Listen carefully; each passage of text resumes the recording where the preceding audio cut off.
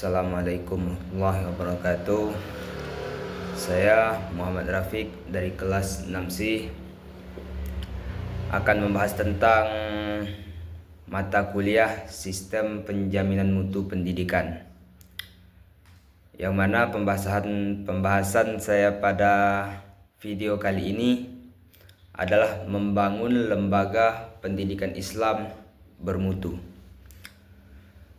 Presentasi ini akan mengupas bagaimana mewujudkan lembaga pendidikan Islam yang tidak hanya unggul secara akademis, tetapi juga membentuk karakter Islami yang kuat pada peserta didik. Langsung saja memasuki materi yang pertama, urgensi dan tantangan pendidikan Islam masa kini. Yang pertama, kualitas pendidikan.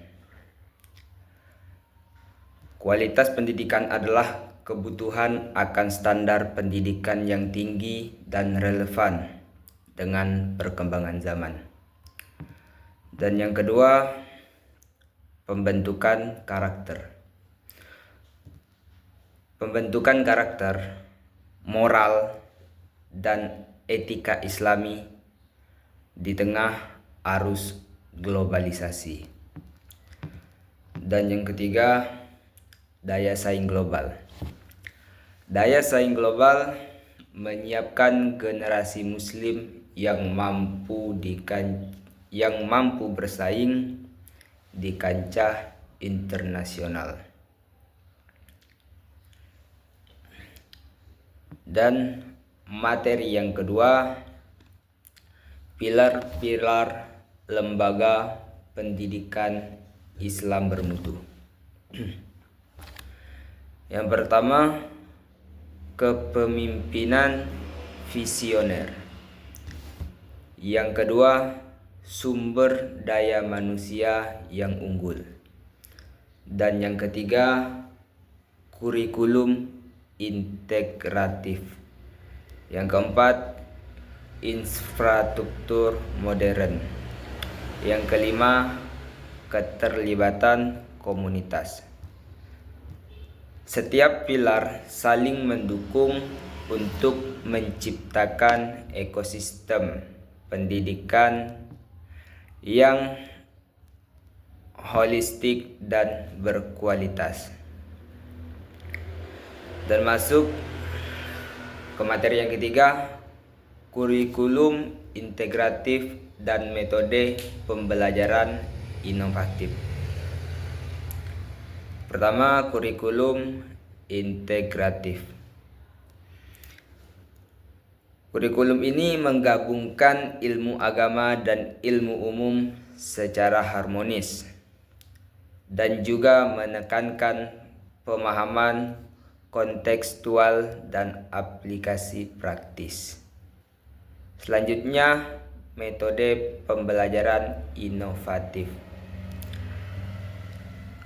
Metode pembelajaran inovatif biasanya pembelajaran berbasis proyek dan studi kasus. Selanjutnya, pemanfaatan teknologi digital untuk pengalaman belajar yang interaktif. Dan terakhir, pengembangan keterampilan berpikir kritis dan kreatif. Materi selanjutnya, pengembangan sumber daya manusia unggul dalam kurung pendidik dan tenaga kependidikan. Yang pertama, pelatihan berkelanjutan, yaitu untuk mengasah kompetensi dan profesionalitas secara rutin. Dan yang kedua, pengembangan karir, yaitu untuk memberikan kesempatan untuk pertumbuhan dan kemajuan karir. Dan yang terakhir adalah kesejahteraan, untuk menciptakan lingkungan yang suportif dan apresiatif. Materi selanjutnya adalah infrastruktur dan lingkungan belajar. Fasilitas yang memadai mendukung akan proses ajar mengajar lebih efektif dan lebih nyaman. Selanjutnya, keterlibatan komunitas dan jaringan kemandirian. Yang pertama, kemitraan orang tua. Melibatkan orang tua dalam setiap aspek termasuk perkembangan peserta didik. Yang kedua, peran masyarakat. Peran masyarakat menjadikan lembaga sebagai pusat kegiatan positif bagi masyarakat sekitar. Dan yang ketiga, jaringan alumni. Jaringan alumni membangun ikatan kuat dengan alumni untuk dukungan dan pengembangan. Dan materi yang terakhir adalah langkah konkret mewujudkan lembaga pendidikan Islam bermutu. Untuk mencapai visi pendidikan Islam yang bermutu, perlu dilakukan langkah-langkah.